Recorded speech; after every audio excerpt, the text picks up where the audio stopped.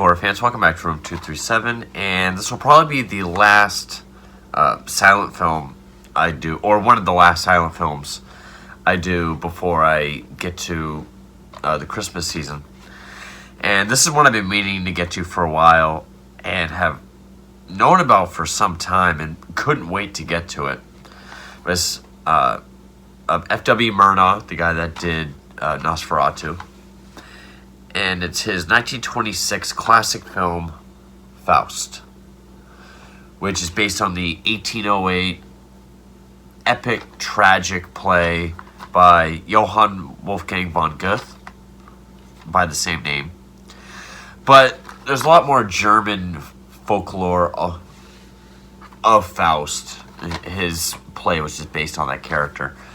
It is based on some of the older traditions of Faust, but mainly the 1808 play. And this is known as one of the greatest accomplishments in all of German Expressionist film. In fact, this was Murnau's last German made film, because he moved to America and started working in Hollywood shortly after. And this film is considered a masterpiece and is known for its huge production, wild special effects, and just a very unique and epic visual experience. And it certainly is. I don't know much about the story itself, but it does kind of remind me of the book of Job from the Bible. I'm not a very religious person at all. It's one of the few stories I do know from the Bible. About Job is more about a bet between God and the devil, about taking everything away from this holy man to test his faith. This one is more... it's actually archangel and this either devil or someone that works with the devil called a Mephisto. A Mephisto's a demon. Okay. They make a bet with each other to if the demon can corrupt the holy man Faust. And if he's able to, he will hold a dominion over the entire earth. And he does interfere with him. He does talk with him, and Faust even makes a deal with him himself at one point. But the film stars Gösta Ekman as Faust, Emil Jannings, who I know I've seen before.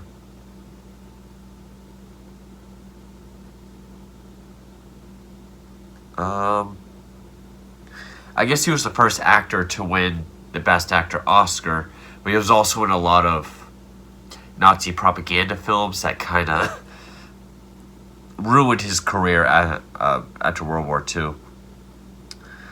Let's see. I know I've seen him in other stuff. I know I've reviewed other films with him in them.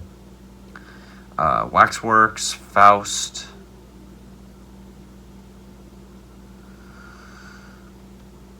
Strange. I could have swore. Okay. Guess not. But anyway. Again, directed by F.W. Murnau. There are several versions of this. I guess there are 5 versions that are out. There's a French version that is deemed far inferior. This is the Kino release. Again, I love Kino releases. This comes with a restoration of the original French version, but also a US release, which the US release has about 10 more minutes. I actually watched the restoration of the German version. I guess it's more like the director's cut. But even in the opening scene, this is a very visually captivating film. The whole opening conversation between the Archangel and Mephisto, the way Mephisto is depicted, which at first I thought he was played by not Victor Seastrom. That's wrong. I thought he was played by Benjamin Christensen of Hexen, because he does kind of look like him. He does do the similar kind of tongue thing that he does. But the way Mephisto, he's got the devil makeup and like these sort of furry claw gloves, but his wings are, look like they're made out of stone or wood. They're very stationary, but like one's behind him, one's kind of in front of him, but like swooped in front of him. And they have like little models of the earth and the village below. It looks great. I love the look of this film. If I could pull up a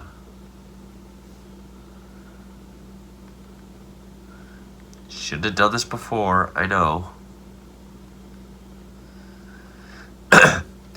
But yeah, they make a bet.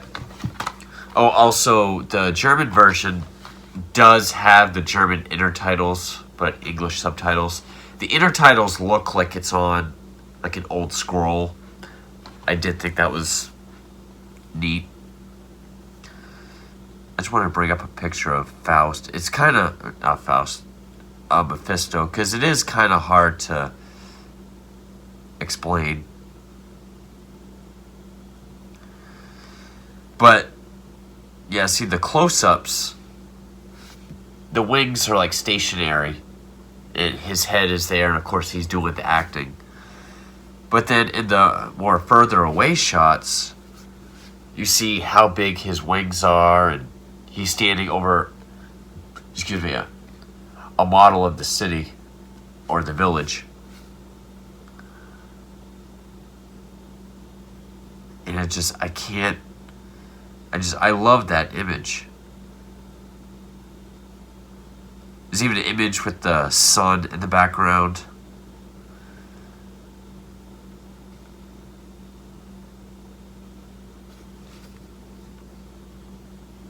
And again, the wings are more stationary, so like you can't really see from here down. It's all obscured by shadow, but you can see him kind of moving around, and the wings stay. But the first thing he does as part of his act to try to corrupt Faust, who's this elderly alchemist, he releases this plague amongst the village, which is actually done during this scene. There's like a smoke machine that goes all around the village. And again, some people might look at it and see it as a cheap effect. Oh, someone standing over a village with a smoke machine. But I love the look of it. This is a very German expressionist film. I also really like that shot of the sun that's in there. It's got a very natural feel to it. So after he spreads this plague, Faust thinks he'll be able to just sort of pray it away, use all his energy and might to pray to stop the death, starvation, devastation. And it doesn't. And Faust gets to the point of desperation where he throws away all of his books, his alchemy books, his Bible, and he sees this one book opens up while in the fire that says the best way to defeat a demon is to go to a crossroads and make a deal with him. So he does. He goes down to a crossroads. He's holding this book. Love the look of the landscape. Just wide open, almost like a barren wasteland of this crossroads with the cloudy sky. He challenges Mephisto to show himself, and he does this 24-hour trial deal where he will sort of be granted all these powers. And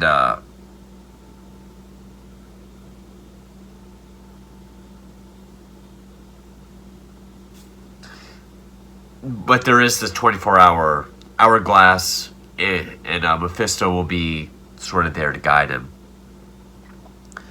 So he goes back to his village. He uses his power to start healing and helping people.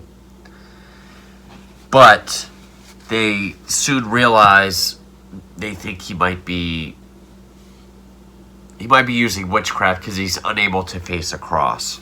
So then they shun him from the village. And now he's kind of doesn't really know what to do.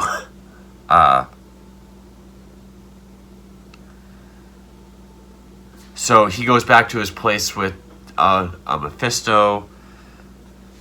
And during this scene, I do like how this is shot because Mephisto is kind of superimposed, so he's transparent. And he gets down to the fireplace and starts blowing on the fire. And as it spreads, Mephisto kind of grows. And he does these very theatrical, like, kind of poses as the fire spreads. Also, I get the 6-month production of this film. Murnau shot everything on 2 cameras. It was like, okay, this will be German, this will be American. Shot everything on 2 cameras. Did, I guess, a lot of shots of the same scene.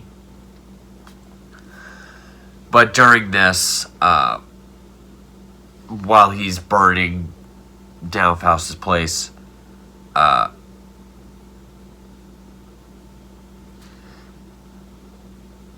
Mephisto tries telling him that he's old, he's lived his life, but he hasn't really lived. You've lived in purity. You haven't really lived to see what life is all about.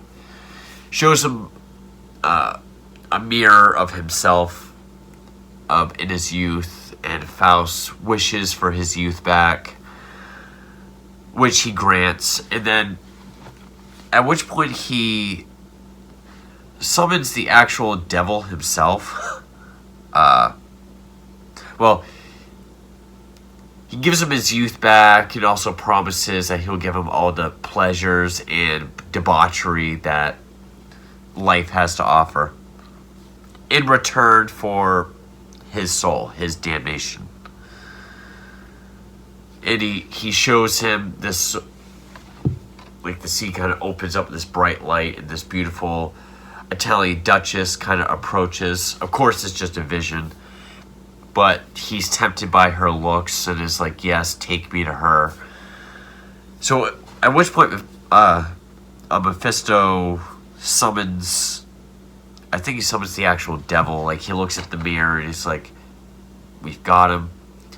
The devil appears, or I should say some other part of the devil, because that first part that we see as Mephisto is more like the tempter, and then this is, I think, a more grand or earthly form of the devil that make up the big one with the wings. And this is all also played by Emil Jannings, which at first I couldn't tell what it was because this scene's kind of darkly lit.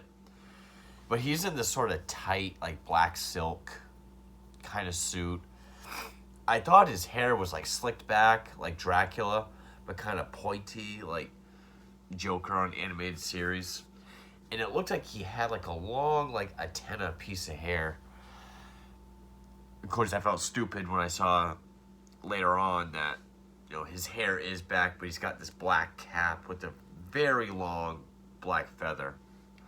But in this scene, it looks like you can see wires for, like, when he's floating around, which maybe he doesn't do, but I could have swore I saw cables. So Faust is now resorted to his younger self, and this is a testament to both how well the film film was made, the actor Gosta Ekman and whoever did the makeup on this, because I thought elderly Faust and young Faust were two different actors. For quite a while into the film, I didn't realize, like, I thought this was a genuine elderly person. But no. So then Mephisto shows him this vision of this Italian Duchess, and the optical effects are pretty good as well. I mean, it looks as good as something you would see in like a very cheap 70s movie, but it fits the artistic tone of this film with like a glowing light with a woman walking towards them, and there's all these like sort of lines to look like rays of light coming off of it. And of course Faust is taken by her beauty and says, "Take me to her." Mephisto has him stand on his cloak, which allows him the ability to fly. He says, "The earth revolves around you when you stand on my cloak." And you can kind of see this bell-shaped cutout around them as they're sort of animated to fly, standing still out the window.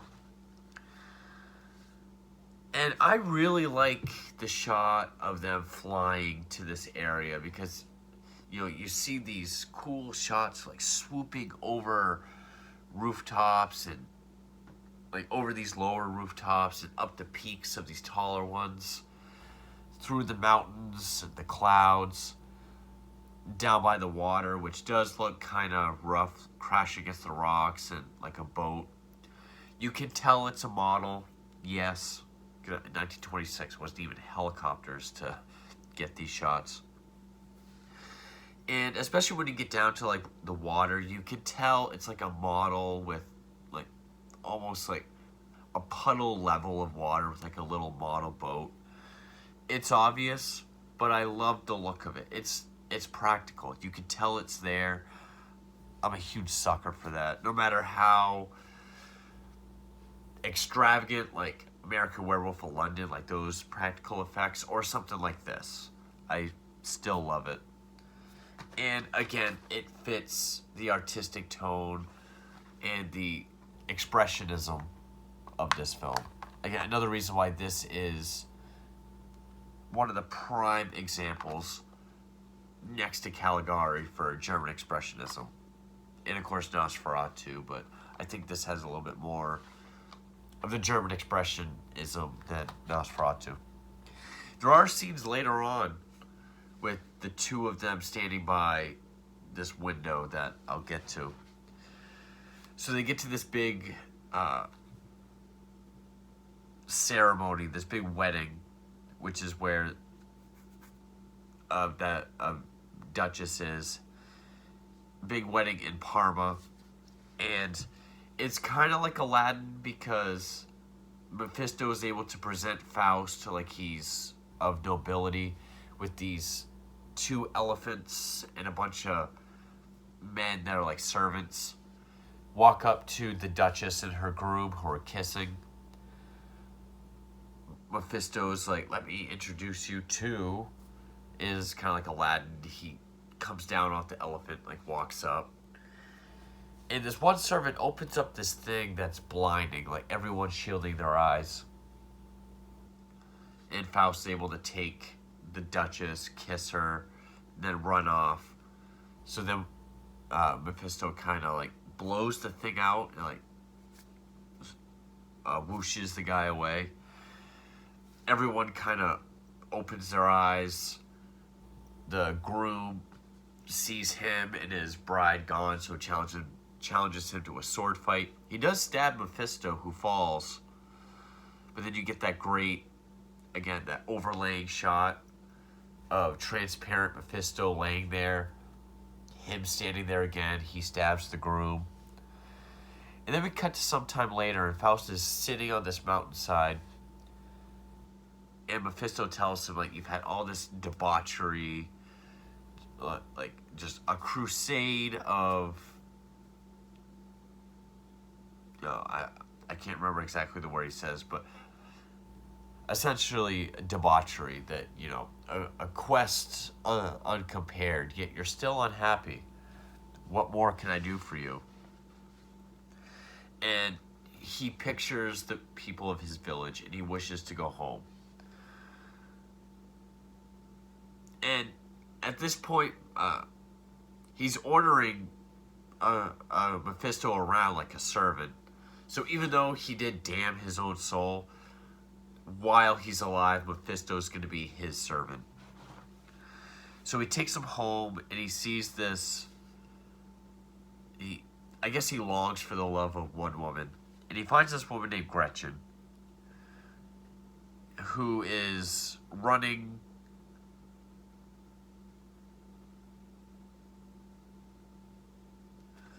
She's running to the clergy, and Mephisto knows she's innocent and pure, and he's trying to steer Faust away. He's like, there's essentially saying there's loose women all over here that I know you'll like. Don't worry about this innocent girl. Which is weird because you would think he'd be all about corrupting her, but eventually he goes with his plan. And so they go to her house, basically. And this is that scene when they're standing by the window where you look at the road behind them. It's all windy, and you see these very oddly shaped architectural buildings along the road. Again, pure German expressionism. I love it.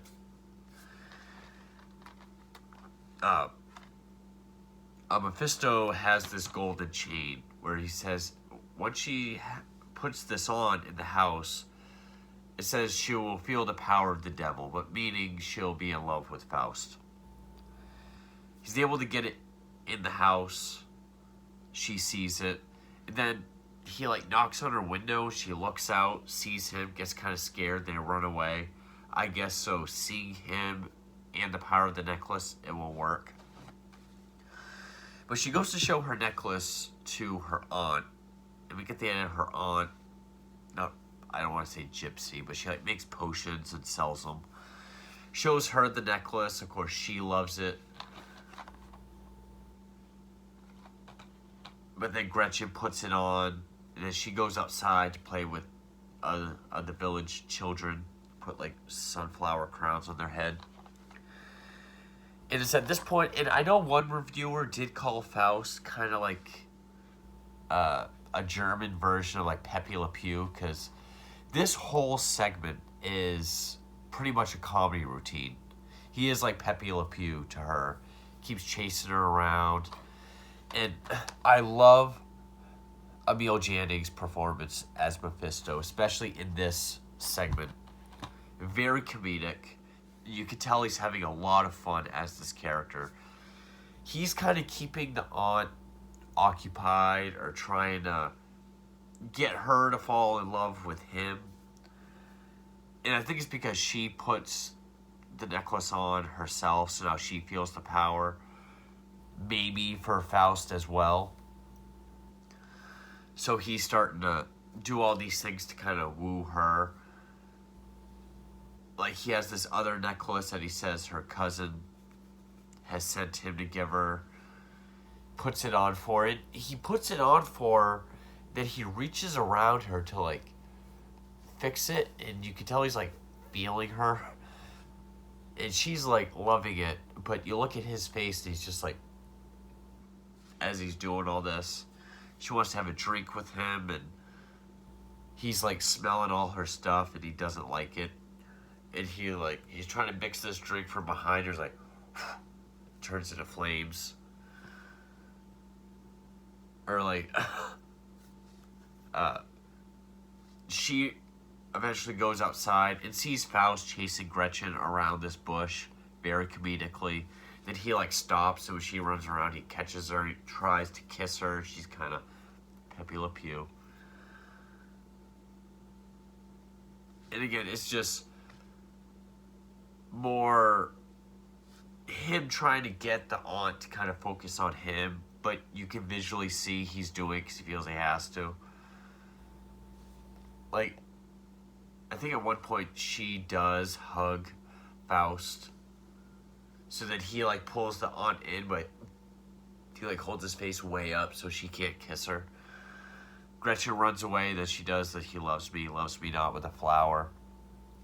That he professes his love to her. And so then Mephisto picks up this giant sunflower and he kind of eats a couple petals and poof. And then he does the whole love me not. And she's like approaching him and she's like professing her love, and he's like just begrudgingly doing it. It's supposed to be funny. I really enjoyed it. His performance is what really makes that whole scene work. And yeah, Faust is a lot like Pepe Le Pew, but I forgive it because the whole sequence is comedic, and Emil Jannings really makes it happen. And so then, like, Faust leaves.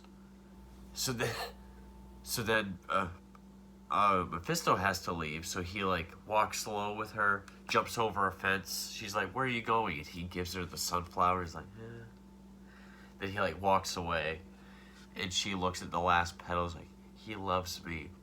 Puts the petal like in her shirt, is all happy, and then before he runs off, he just spits a bunch of stuff at her, then runs off. And then we get into the more depressing part of the film, because they're outside her window again. Mephisto's telling her, like, "Go in there, make love to her, make her yours," or whatever. And he calls him a damned matchmaker. Like, I don't think he wants to deflower her, but he does want to go in there. And she has a soldier brother named Valentine, which the actor looks like he's lost, out of place. He doesn't look like an actor from the 20s.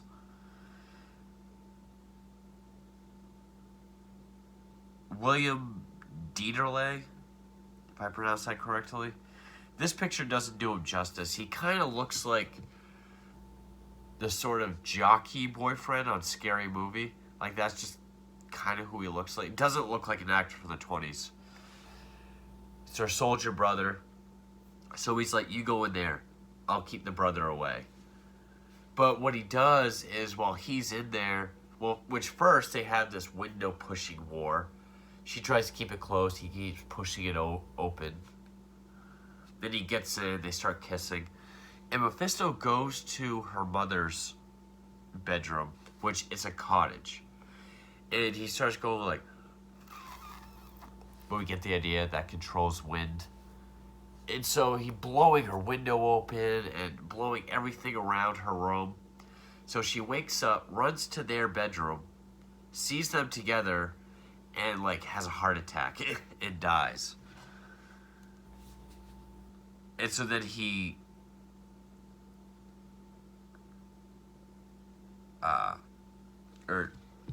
drops dead from shock. Mephisto goes down to the brewery where Valentine is with his friends, and pretty much is like, "Your sister's very lovely, but she's not well behaved," like implying what she's doing. It just keeps insinuating that she's not being a very good girl. So then Valentine goes, and he gets to the house, knows that they've been together. The mother is dead, kicks him out, but they get into a sword fight. It's a sword fight where Mephisto pulls out a sword and stabs him, but we get the idea it's more... He's doing more internal damage, like spiritually. He drops dead. So he tells Faust that he has to run because he's a murderer, which he then goes throughout the town, yells murder. Which, earlier I said the intertitles look like a scroll. I don't know why I said that, because Mord, or however the German word is for murder, I can see the intertitle now. It doesn't look like a scroll at all. I don't know what I was thinking. But the intertitles, the more important or aggressive or happy they are, the more they add to it, which I'll get to later. So he's yelling for the whole village to hear murder, so they all rush. including Gretchen, which he comes to life for a quick second to be like, your lover killed me and you're a harlot. He's like, to the stocks with this harlot, but give me my last rites. So they take her to the stocks, which, those that don't know, that's that a medieval device where you put your head and your hands through. Sentenced to stocks and jeering. And jeering is pretty much taunts from a mob. And we get the idea that they conceived a child.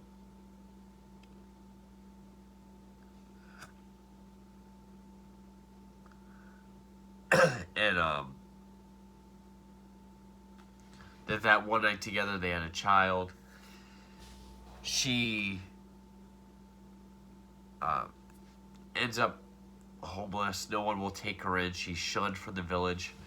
I like how this scene looks because it's a blizzard. She's covering her baby, and it looks windy. Like she's trying to walk through the blizzard. The background is all dark. Very hard to make out like the trees of this barren wasteland. I love the look of it. Comes to a couple houses. They turn her away because they know who she is. And then eventually she just ends up sitting down and hallucinates, or is shown by Mephisto, this sort of crib with candles. And I guess just she thinks it's real, puts the baby in it, and then some time passes. Some men are walking by. They see this woman, and they do a great job with her frosty makeup too. They see her sitting there, probably dead, but she kind of wakes up. They look at this snow pile. They brush some of it away and find a baby buried in it. So she was tricked. They take her away. So then we see Faust back on his mountainside. It was like, you lied to me. She's suffering. Because she yells Faust. She yells, Faust, help your Gretchen. Lets out Faust. And we get this pullback shot of like this forest and the mountains with her face yelling Faust. Great shot. And so he's like, you're still my servant. Take me to her. He tries to tell him no, like it's too late. They're already tying her up to the stake because she is sentenced to burning at the stake. He's like, take me now anyway. So he takes him. It shows her in her cell. She's kind of going crazy. Even envisions, playing with the children again. Thinks she's rocking her baby, sees nothing. And so then they get her ready for tie her to the stake. Faust says, I wish I never asked you for my youth back. I guess implying I wish none of this had happened. So he looks at the mirror from before and he gives him his age back. He's back to being an elderly man. And he has a hard time getting through the crowd, but he's like, forgive me for my sin. Gets up to her finally, and she looks down at him. And I like how there's no intertitles. You can make out, because there's very little words, she says, Faust. And then we get the superimposed image of his younger self. And then they kiss, and just as they kiss, that's when they get engulfed in flames. And again, that optical effect with, it looks like them standing there holding hands with like that perfect, almost like a gem shape with the white lines coming off of it for light. And then it ascends, and then we see the final confrontation between the big devil from earlier and the archangel. And he's like, the world is mine now. Like, I've won. And the archangel says, no, you haven't. He's like, my pact is unbinding. And he says, but there's one word that undoes your entire pact. And I like this sequence because it really sums up the devil's character, and along with the inner titles. He's like, "What word is that?" And he tells him the one word that I can't remember exactly word for word, but that ends all pain and suffering, that corrects all the errors of man. Just this one word that these examples that it's the perfect word. He's like, "Do you not know what that word is?" And he's like, "What is the word?" And then when he says, "What is the word?" It's like a black screen with that old English intertitle, but there's like all this white, almost like a comic book for like a boom pow. Not silly, but really intense looking. And then we see either the Archangel's face or we see Faust and Gretchen together in that shape, which comes up and it just says Liebe, which is the German word for love. It is this big, very majestic looking intertitle, and then it just says the end. Meaning, it undid his damnation pact with the devil. He and Gretchen did ascend to heaven, and the wager between good and evil went towards the good. I really liked this movie. This is a great German expressionist film. I mean, it has horror of imagery, great dark horror imagery. It's got comedy. It's got romance. It's got tragedy and drama. I actually wouldn't mind seeing this as a stage production. It has everything that everything I just said makes for a great play as it does for a film. And I think it gets lumped in with horror because of F.W. Murnau, because of its horror imagery centered around the devil.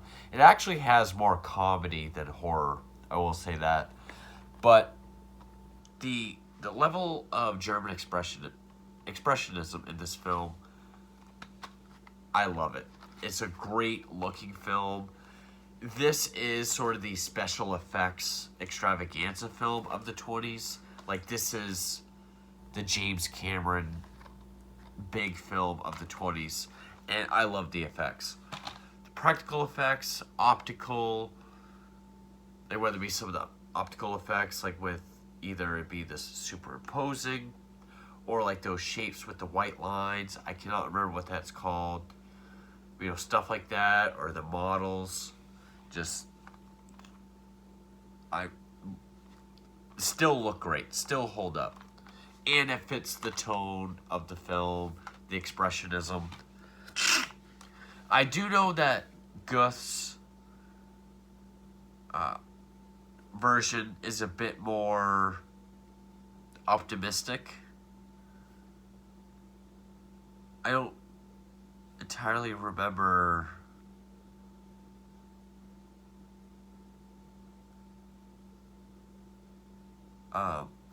what was it?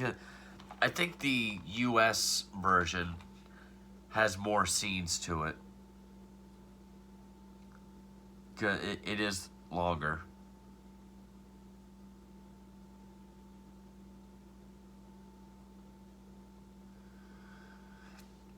And the US version, when he gives the aunt the necklace, he says it's from the Great Khan of the Tartars, rather than cousin from Lombardy. He thought it would just make more sense to US audiences. So that's a difference.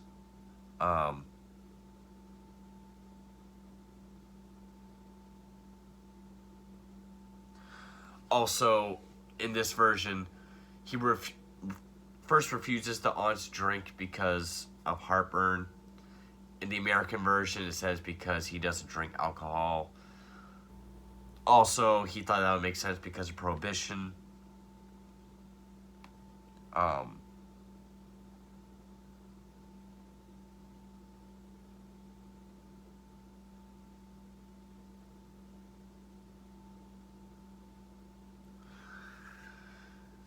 trying to see.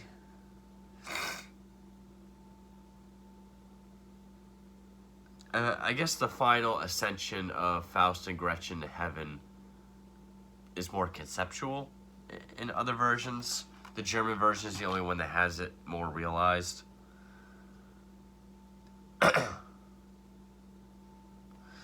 And I said earlier that every shot was done twice. That's like shots with books or anything with words on it. They did a shot with it with the German text and then one with the American text. I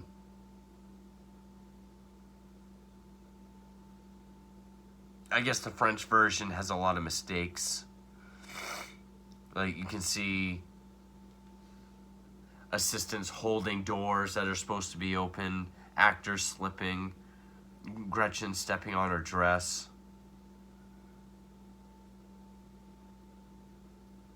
But it also has certain takes or scenes that aren't in other versions. I did read something about how it's not as optimistic as Gus' original version. I was trying to see. I thought it said something to do with a glass of water, but that was before I saw the film, so I didn't want to read too much into it.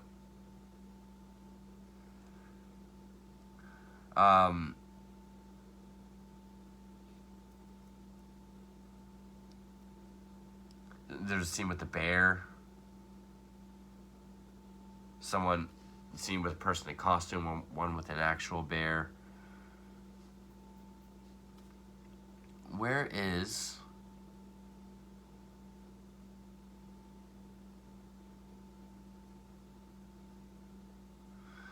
I guess it took an entire day to film the contract for Faust's soul in fire. That took a whole day to shoot.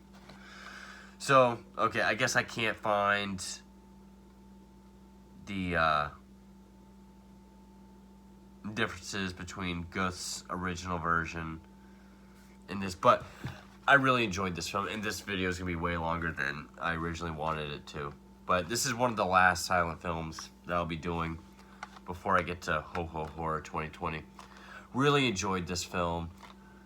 If you like German Expressionism, definitely check it out. If you like silent films, definitely check it out. I probably wouldn't check it out on YouTube because of all the different versions. Also, people can always label it wrong. Definitely get the Kino International release. There might even be a Criterion. I do know there's a Blu-ray. I think it's called Eureka, but I think that's a region 2. This one is just as good. I think this is a great release. Maybe one day I'll do the American release, but I watched the German original, restored German version. I loved it. Again, performances. And I even thought old Faust and young Faust were two different actors. So either me not paying attention or did a great job with the makeup and the acting. Emil Jannings is having a lot of fun, especially during the comedy scene with the aunt. The scene with the models, especially with the devil over the village with those wings that I showed earlier. Love that kind of imagery. Just a very atmospheric film. Very artistic, atmospheric. One of the best expressionist films I've ever seen. Probably ever will see. But 1926 Faust, really enjoyed it. Thank you for watching.